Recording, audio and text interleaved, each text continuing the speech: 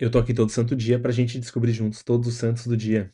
Tudo bem, meus amigos? Eu sou o Thiago Lacerda, da Patrono, e eu tô aqui para mais um vídeo dessa série diária, que é o Todo Santo Dia, pra gente descobrir juntos todos os santos prescritos pela Santa Igreja no dia de hoje, né? No Martirológio Romano, ele é dividido por dias e todos os dias nós temos os santos cuja festa deve ser observada naquele dia. Então, a providência divina, a Santa Igreja, nos indicam santos para cada dia, e no dia de hoje nós vamos descobrir um pouco mais, alguns santos com mais detalhes, outros com menos. Esse é um overview, digamos, na página do Martirológio, para que assim, conhecendo minimamente esses santos, algum deles possa te chamar a atenção, possa te dar aquele estalo, aquecer o coração, de modo que nasça aí uma devoção, que tu tenha interesse em pesquisar mais sobre ele, em pedir intercessão, citar ele nas orações, porque os santos são para a gente auxílio na vida de fé, são inspiração, por um lado, e intercessão, por outro. Ou seja, eles não são apenas um modelo, mas também, vivos no céu, nos ajudam de fato, intercedem por nós. Eles que têm muito mais intimidade com Deus do que a gente, intercedem a nosso favor. Então, conhecendo um pouco desses santos minimamente, entendendo talvez as suas causas, um pouco da sua vida e para quais santos eu posso pedir tal coisa, a história desse santo me chama atenção, tenho algo em comum, me interessa, eu preciso ser mais como esse santo, me falta isso na vida que ele tinha. Essas características vão nos ajudar, conhecer elas e conhecer esses santos vão nos ajudar, vai nos ajudar a ter novos santos de devoção, ter novos amigos do céu. Esse é o objetivo dessa série de vídeos.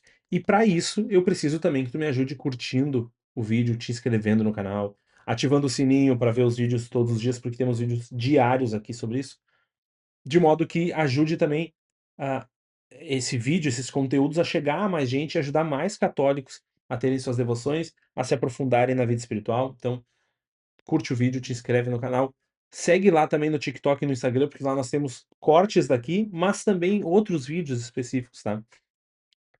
Então, vale a pena, estar acompanhando em todos os lugares. Hoje é dia 8 de dezembro e eu não vou começar colocando o mapa para vocês, porque no nosso primeiro elogio nós temos a solenidade da Imaculada Conceição. O primeiro elogio é para Nossa Senhora. Ele é um destaque, então ele não tem número e ele não tem data, né? Sempre que a gente está falando aqui de Nossa Senhora, não temos nenhuma data. Ainda que o dogma da Imaculada Conceição, obviamente, tem a data, né? Mas no elogio isso não aparece. E a Imaculada Conceição é basicamente a verdade de fé que a igreja sempre creu e que no século XIX, em 1854, se eu não me engano, foi declarado, já maturado, foi declarado dogma pelo Papa Pio IX. É a verdade de fé que a gente crê que a Virgem Maria foi concebida sem pecado, ou seja, o pecado não passou nem pela concepção dela, pela gestação dela. Ela não teve pecado em nenhum momento da vida, tá? Essa é a fé. Eu vou ler para vocês o elogio, porque é um elogio grande e acho que esses elogios eles são bonitos para a gente entender de fato o que a igreja espera de nós, né? Os elogios, os mais breves não nos dizem tanto, né? Nos dão as informações básicas, mas esses elogios grandes nos trazem algumas nuances que é legal a gente observar algumas palavras escolhidas. Então, solenidade da Imaculada Conceição da Virgem Santa Maria. Vejam curioso já aqui, da Virgem Santa Maria, ou seja, o nome da santa é Santa Maria, tá? Eh, eu pego muito no pé com isso, porque quando a gente está falando de santos, eh, inclusive eu brincava no grupo de jovens e com os nossos amigos, quando alguém dizia: "Ah, porque Paulo falou tal coisa", eu disse: "Paulo é o quê? É o teu irmão? É o teu primo? É São Paulo, meu amigo. Respeito". Nós católicos, tratar os santos ou os apóstolos só pelo nome é um costume que tem a ver com o protestantismo, tá? "Ah, tá, mas tal teólogo muito católico", tudo bem, eu tô falando de uma percepção minha, pra mim é ruim, não é errado, não é pecado, mas é ruim. Então, aqui de alguma forma a gente tem um pouco disso, tá? Porque poderia ser a Imaculada Conceição da Virgem Maria. É super normal falar Virgem Maria, mas da Virgem Santa Maria nos dá, de algum modo, um formato, uma estrutura de como a gente deve falar dos santos. É Santa Maria, Santo, tal, São Paulo, São Tiago, né? Então, achei valeu já para fazer esse comentário. Que verdadeiramente cheia de graça e bendita entre as mulheres, em atenção ao nascimento e morte salvífica do Filho de Deus, ou seja, não por méritos dela ou por necessidade dela ou com um objetivo para ela, mas visando em atenção com objetivo ao nascimento e morte salvífica do Filho de Deus, desde o primeiro instante da sua conceição, foi preservada de toda a culpa original, por singular privilégio de Deus, como foi definido solenemente neste dia, portanto, o dia 8 é o dia da própria definição do dogma, pelo Papa Pio IX como verdade dogmática recebida por antiga tradição. Ou seja, um dogma recebido por antiga tradição, uma verdade que já existia na igreja, que já era crida, que foi, entre aspas, institucionalizada. Esse é o nosso primeiro elogio. Por isso que eu não botei o mapa, porque mostrei aqui Roma para vocês, onde foi é, definido o dogma.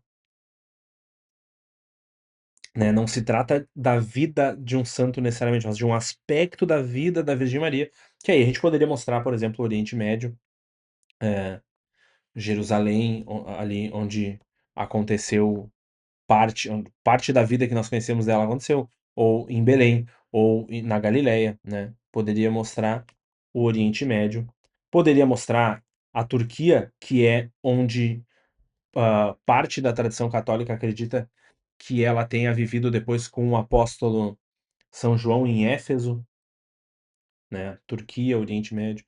Mas aqui a gente está falando de um trecho específico, de um aspecto da vida dela. Então, por isso que eu já não tinha posto o mapa, mas já botei o mapa, porque o nosso segundo elogio vem de Alexandria, no Egito.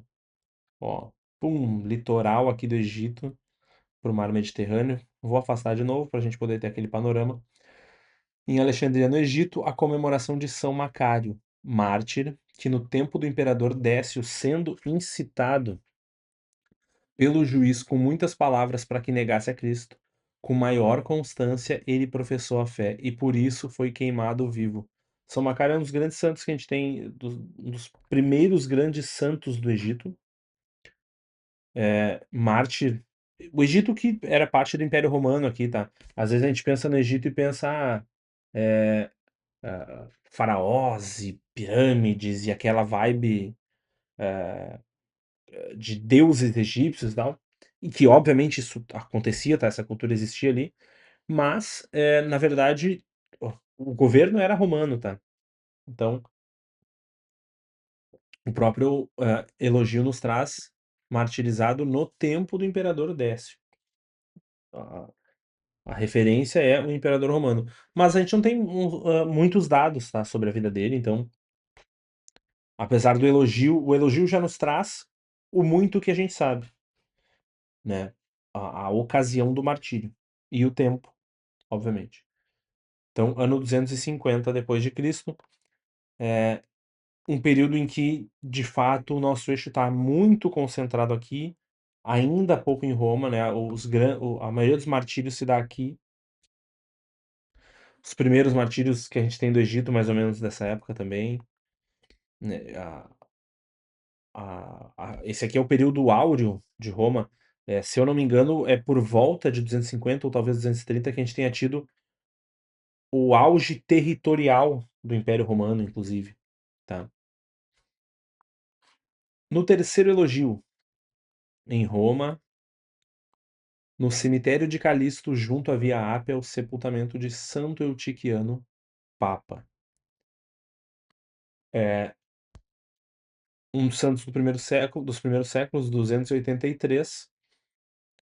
Normalmente em Roma, já comentei isso, né? A gente tem esses santos que que o martirológio nos traz o cemitério em que eles estão. Isso, de algum modo, foi um dado historiográfico que ajudou a recuperar muitas dessas histórias e a linkar esses nomes daquelas pessoas que estão ali no cemitério a histórias, a relatos de outros autores, citações de outros santos. Então, São Santo Eutiquiano, no ano 283. Papa, né? Ele foi o. Qual o número? Deixa eu ver. 27º Papa, tá? sucedido pelo Papa Caio e precedido pelo Papa Félix I. Reinou por, vejamos se eu tenho essa informação, 8 anos. No quarto elogio, na Gália Belga. Lembrem que eu expliquei das Gálias, né? Eram as províncias romanas, nós tínhamos a Gália Belga, a Gália Leonesa, as diversas regiões aqui, digamos que é como se fossem partes hoje da França, né? Mas eram as províncias romanas. Na Gália Belga, na atual Alemanha, a Gália Belga pegava bem essa parte da fronteira que parte da Alemanha, parte da França. Santo Eucário, considerado o primeiro bispo dessa cidade. A cidade é Tréveres. Nós tivemos agora há pouco um santo, porque foi Santo Ambrósio. Tréveres se tornou a capital da Gália Belga, tá? Então é uma cidade, no caso Santo Ambrósio, a vida religiosa dele não é de Tréveres, né? Ele foi feito bispo em Milão, mas a família dele era de Tréveres, o pai dele foi prefeito lá. Obviamente, cerca de 200 anos depois de Santo Eutiquiano. Então, mas como eram católicos, aqui a gente já tem uma relação legal de fazer. Vejam, a gente tem uma família de católicos 200 e poucos anos depois, que obviamente numa comunidade, né, numa comunidade católica, eles vivem os resultados também do trabalho de Santo Eutiquiano, ainda mais de Santo Eucário, ainda mais sendo o primeiro bispo da cidade, ou seja, ah, de algum modo dá pra gente dizer que Santo Ambrósio só existe ou só foi Santo Ambrósio porque existiu um Santo Eucário que evangelizou aquela região, que foi bispo daquela região, que gerou que pastoreou uma comunidade e cujo trabalho foi eficiente o suficiente para que a comunidade existisse ainda no período de formação católica da família de Santo Ambrósio. A gente não pensa muito nisso, mas isso vale até para relação pastoral. Eu estou abrindo uma pastoral, estou fundando um grupo, ou eu sou coordenador hoje de uma pastoral. O teu trabalho é um trabalho que ele tem que se perpetuar. Então, o teu trabalho não é para, não, porque eu preciso fazer uma festa que dê certo agora. Qual é o objetivo último? É a santidade das pessoas, é a salvação das almas. E para isso, aquela pastoral, aquilo ali deve existir. Assim como o trabalho do bispo é salvar as almas atuais daquela diocese, mas prover, né, um trabalho pastoral para que aquela diocese continue existindo e continue salvando almas daqui a 100, 200, 500 anos. Então não adianta de nada, quer dizer, óbvio que salvação das almas sempre adianta, mas é um trabalho que não é tão bom. Por exemplo, não, eu vou salvar todas as almas daqui, mas se amanhã a diocese destruir, acabar, tanto faz. Cara, as duas coisas são bem importantes, e é em todos os âmbitos. Vejam, né, o exemplo aqui, Santo Eucário fez um trabalho bom o suficiente para que dali a 200 anos nós tivéssemos um doutor da igreja nascendo ali, e sendo educado para a fé ali. No quinto elogio temos São Patápio, solitário, provavelmente isso quer dizer que ele tenha sido eremita ou algo próximo disso, que oriundo da Tebaida, viveu em Constantinopla, deixa eu mudar o mapa aqui, no bairro das Blaquernas e foi sepultado no Mosteiro dos Egípcios.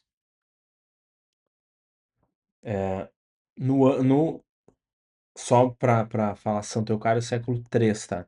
E São Patápio, séculos 5 ou 6, então já estamos aqui no ano 600, 700, provavelmente ele viveu na mudança de século e por isso que o martirológio nos indica assim, né? Já um período já de, de, é, de eremítico já já não é, já não temos os primeiros eremitas ali são dos anos 200, 300, cento e poucos. Aqui já bem mais pra frente um período em que o monaquismo no Ocidente já está bem avançado, assim, já é beneditino, regra de São Bento, etc. E aqui, né, pensem que a Constantinopla é a ligação, né, até hoje a Turquia tem esse papel. a ligação do Oriente com o Ocidente. Então, de algum modo, ela reflete para o Oriente o que o Ocidente está fazendo e reflete para o Ocidente o que o Oriente está fazendo.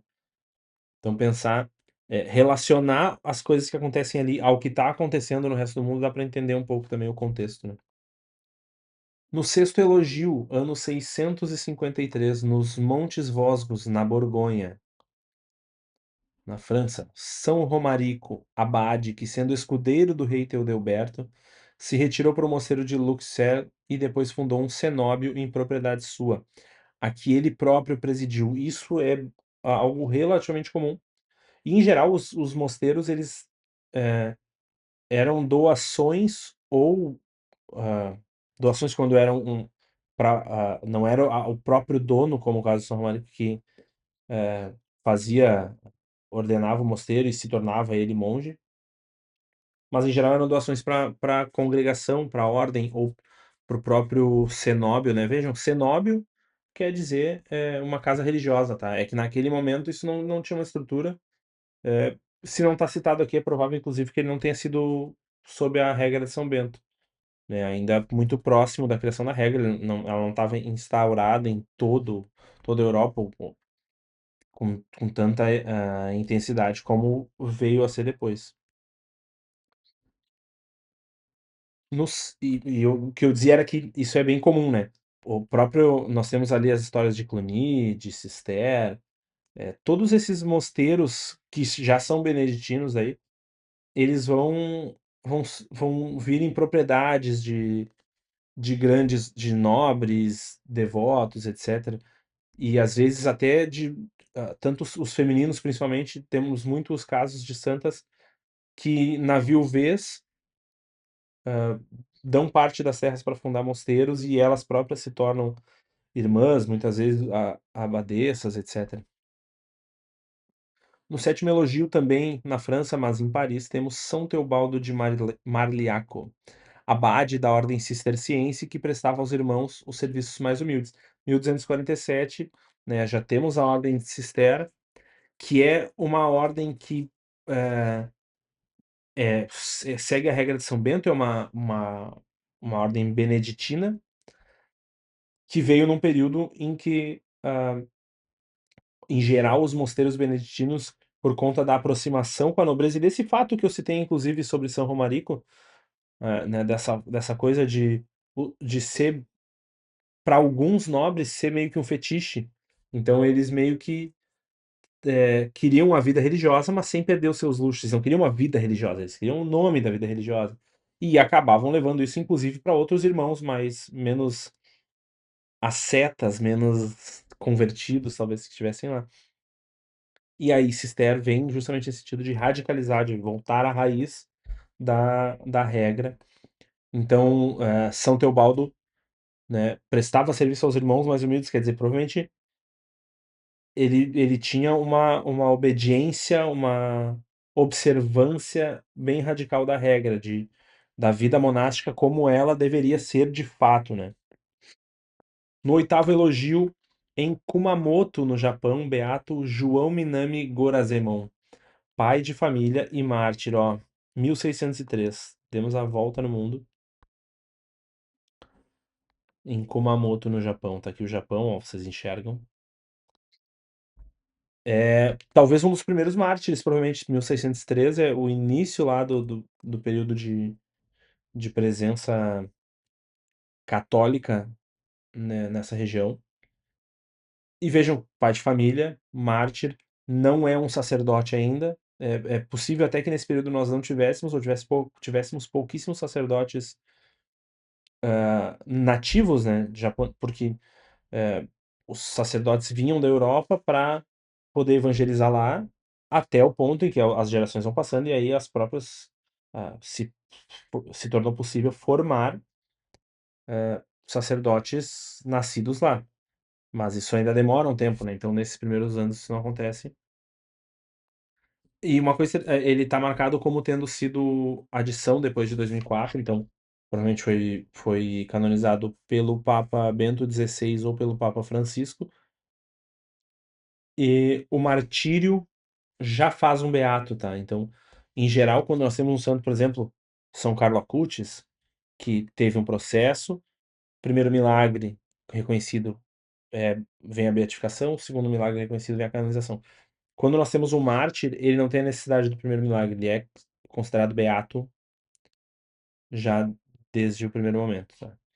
Ele passa pela questão das virtudes heróicas, etc., mas não requer milagre. No nono elogio, em Ontário, no Canadá, nós vimos esses dias um santo de Ontário, um beato de Ontário, mas não é tão comum. Não achamos tantos, né? A Paixão de São Natal Chabanel, presbítero da Companhia de Jesus e mártir, que tendo feito voto a Deus de permanecer até a morte na sua querida missão entre os hurões, quando caminhava pelo bosque com um apóstata, foi morto por ele em ódio à fé. Sua memória celebra-se no dia 19 de outubro, juntamente com as seus companheiros. Isso aconteceu também, nós tivemos outro santo ou beato, que tem a sua festa junto com todos os mártires, seus companheiros, jesuítas do Canadá, mas que tem um destaque aqui do dia da sua paixão, que teoricamente seria o dia da sua festa. Em 1649, curiosa história, né? Quando caminhava pelo bosque com um apóstata. Ele estava em missão evangelizando, mas um apóstata pressupõe não um pagão, um apóstata pressupõe alguém que já esteve na fé, que é batizado e que abandonou a fé. Então, uma história, certamente é uma história boa de se pesquisar. Indico para vocês aqui, porque se nós temos esses detalhes no elogio, certamente essa história é mais conhecida. É possível até que tenhamos o nome desse possível apóstata, tá? No décimo elogio em Lima, no Peru, primeira vez que nós temos alguém do Peru no Todo Santo Dia, ainda não tínhamos nos deparado com isso. Em Lima, no Peru. Santa Narcisa de Jesus Martígio Moran, virgem que, tendo ficado sem os pais e desprovida de sustento, depois de muitas adversidades, foi recebida na hospedaria de um cenóbio, onde viveu em oração contínua e áspera penitência. Vamos pesquisar Santa Narcisa, que é curioso que eles digam um cenóbio, isso é 1869, tá? Século XIX, um cenóbio no Peru. Eu chutaria que ela, não sei por que também o martirológio não. Foi uma leiga e virgem equatoriana. Ordem Terceira Dominicana, tá? Ah, então ela não era nem religiosa. Nesse caso, cenóbio aqui, provavelmente é uma casa de mulheres, como se fosse uma hospedaria mesmo, assim, não sei se isso vai. Vocês já viram talvez algumas séries, livros de época, assim, na Espanha, mesmo na América Latina, de mulheres que, quando as mulheres começaram a ter possibilidade de trabalhar, que se mudavam para quartos em hospedarias, né, tinham grandes casas que se alugavam os quartos e tal. Provavelmente é algo parecido com isso, né? Era um mosteiro dominicano, tá? E existia uma parte onde era possível que as terciárias, ou seja, as leigas que não proferiram os votos religiosos, vivessem também pagando aluguel, provavelmente, ou pagando em serviços para casa, ajudando na casa, coisas do gênero. Indico também aqui, tá? É, as histórias desses santos dessa época na América Latina, em geral, são muito boas. Acho que vale, tá? Temos aqui um santo do Canadá e uma santa do Peru como destaques. No 11º elogio, nós temos aquela época que a gente sempre vê, uma delas, tá? Espanha, 1936. Beato José Maria Zabal Blasco, mártir que, sendo pai de família, durante a perseguição contra a fé, venceu com a fortaleza de Cristo o suplício do seu martírio. Não é, a grande maioria dos mártires que a gente encontra dessa época são religiosos ou sacerdotes, não é o caso aqui. Um pai de família. Essa perseguição foi extremamente cruel contra os católicos. Às vezes eu indico os beatos e santos que aparecem dessa época aqui, mas eu indico mais ainda estudar o período, tá? Assim como quando aparecer, sei lá, cristeiros no México, perseguições. A do Japão eu indiquei inclusive o Akoroshi, que é uma série do encerramos hoje, então, nosso no 12º elogio. Não foi um martirológio muito longo,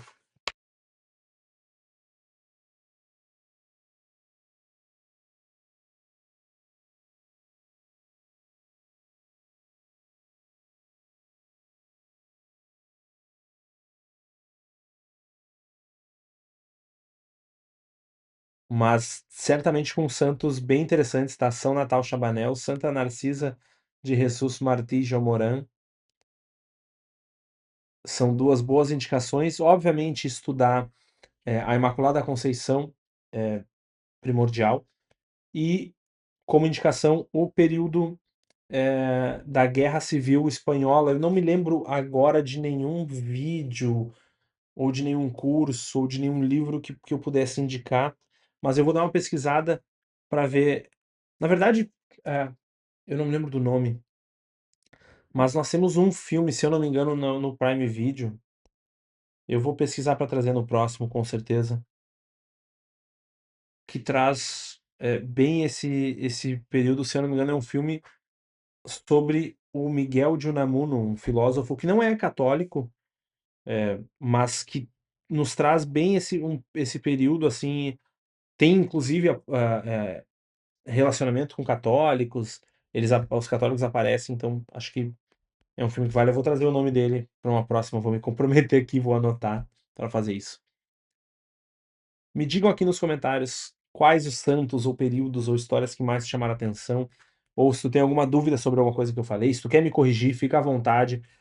Eu sempre gosto de deixar claro que eu não sou um professor nesses assuntos, na vida de santos. Eu estou aqui pesquisando junto com vocês, fazendo aquilo que eu acredito que todos nós católicos de algum modo devemos fazer, que é nos interessar um pouco pela vida dos santos, nos interessar pela prescrição da igreja sobre os santos do dia, e conhecer minimamente para que isso se converta em ajuda para a gente, em auxílio para nossa vida de santidade. Então comenta aqui qualquer coisa, mesmo que seja uma correção, não tem problema nenhum. Pelo contrário, é muito bom, porque as pessoas que vão ver esse vídeo depois vão poder ler nos comentários também esses pontos. Não te esquece de te inscrever no canal, de seguir no TikTok, Instagram e tudo mais. E nos vemos amanhã. Tchau.